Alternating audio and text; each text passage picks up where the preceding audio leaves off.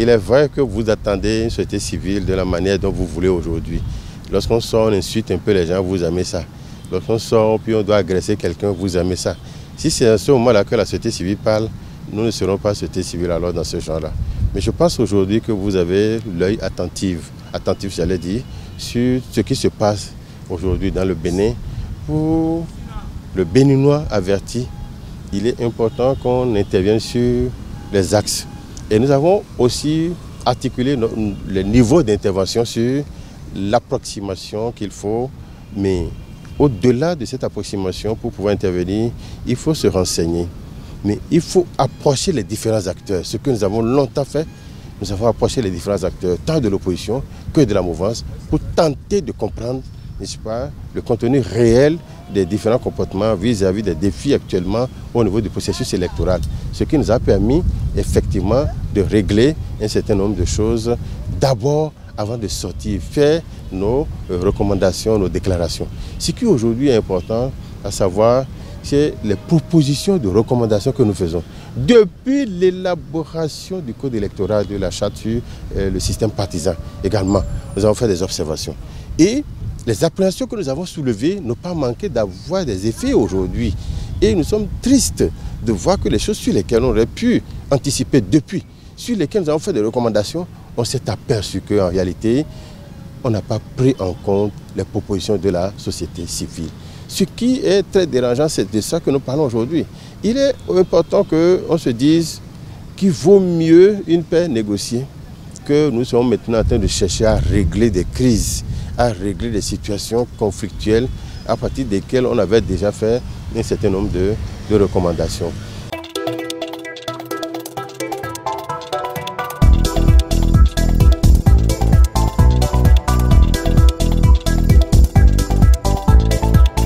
Ce qui est récurrent chez le chef de l'État, c'est qu'il tend régulièrement la main aux opposants.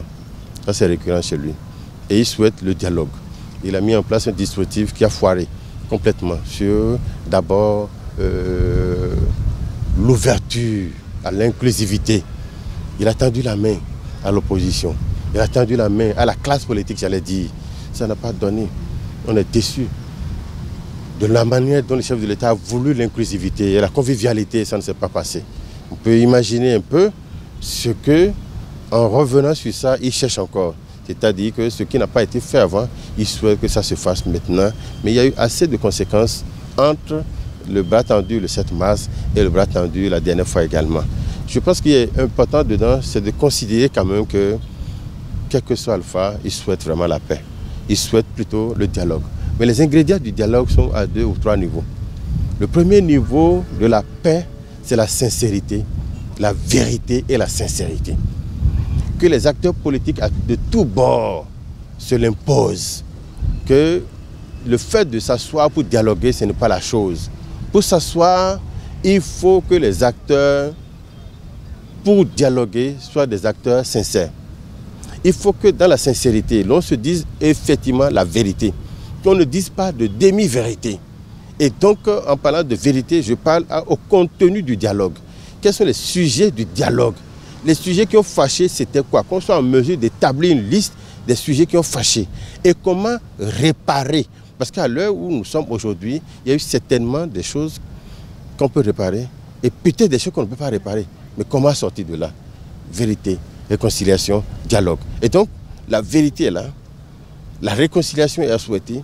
Le dialogue doit parfaire, n'est-ce pas, un certain nombre de comportements chez tous les acteurs. Mais à partir du moment où on cherche la paix, comme finalité de ce dialogue, il faut pouvoir établir une feuille de route pour que chacun respecte la feuille de route et que finalement, les recommandations issues du dialogue puissent avoir un impact direct sur la cohésion et le vivre ensemble des uns et des autres dans notre pays, le Bénin. Nous sommes à une étape où il n'est jamais souhaitable qu'on en arrive à un désordre. Je n'ose pas appeler le nom de ce qui se passe dans les pays. Je retiens simplement du dialogue du chef de l'État qu'il y a une forte volonté renouvelée de renouer avec le dialogue, d'actualiser maintenant les propos sur les différents chantiers et les défis que nous avons à relever aujourd'hui.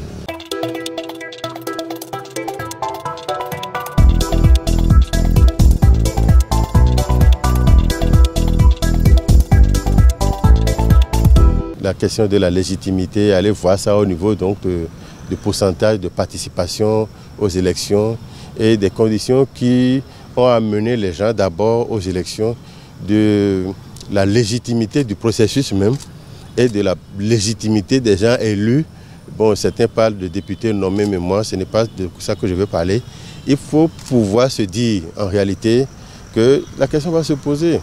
Bon, même si on examine jusqu'à 30% de participation aujourd'hui, entre 30% de députés élus et 70% de participation ou de rejet, je crois que la question se pose à ce niveau-là. Je suis tenté de dire effectivement que ça fait partie des questions que le dialogue politique doit gérer, doit travailler pour qu'on en arrive effectivement à voir qu'est-ce qu'il faut pour, n'est-ce pas, ce Parlement. Est-ce que c'est un Parlement de transition qu'il faut décréter? Je ne sais pas si notre loi permet ça, mais je ne nous trouve pas gays dans le pays par rapport à ce Parlement. Je ne sais pas si les Béninois sont gays. Je ne sais pas combien de Béninois sont gays. Mais si on suit seulement les élections, on verra qu'il y a 70 Béninois sur 100 qui ne sont pas contents de cette élection-là. Or, dans les rôles et les fonctions des députés, il y a la représentativité, mettons le contrôle de l'action gouvernementale et, n'est-ce pas, la légifération aussi. Trois choses. Pour la légifération, ils vont légiférer, ils vont travailler. Ils vont contrôler l'action du gouvernement. Je me demande s'ils sont du même bord, comment ça va se passer. Mais aujourd'hui, au niveau de la représentativité, ils sont à 30% près dans la représentativité du peuple béninois.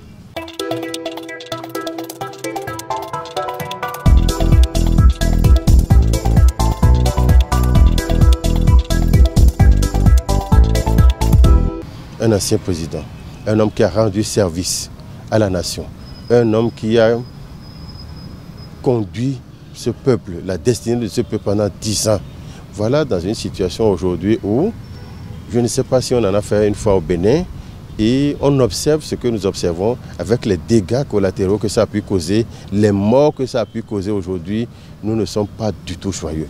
C'est un fait que nous déplorons avec la dernière rigueur.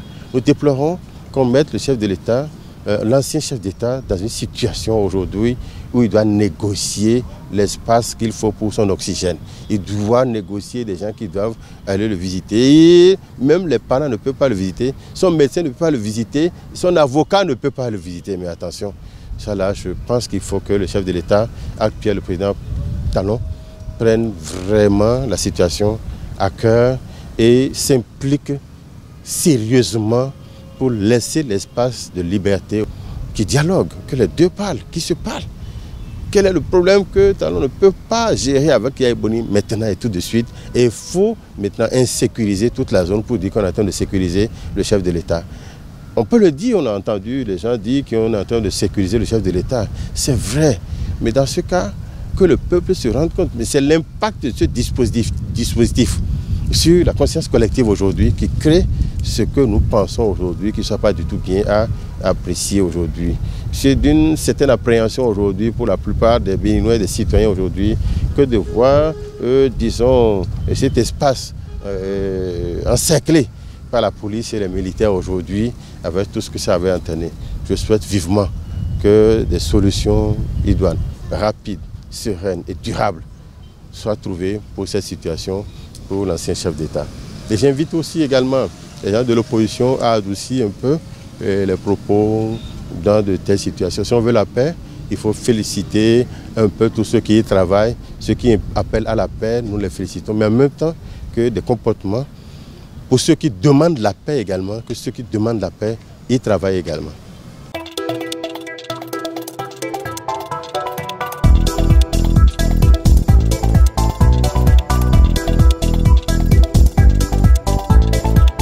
On sait quand est-ce que ça commence et on ne sait pas quand est-ce que ça finit.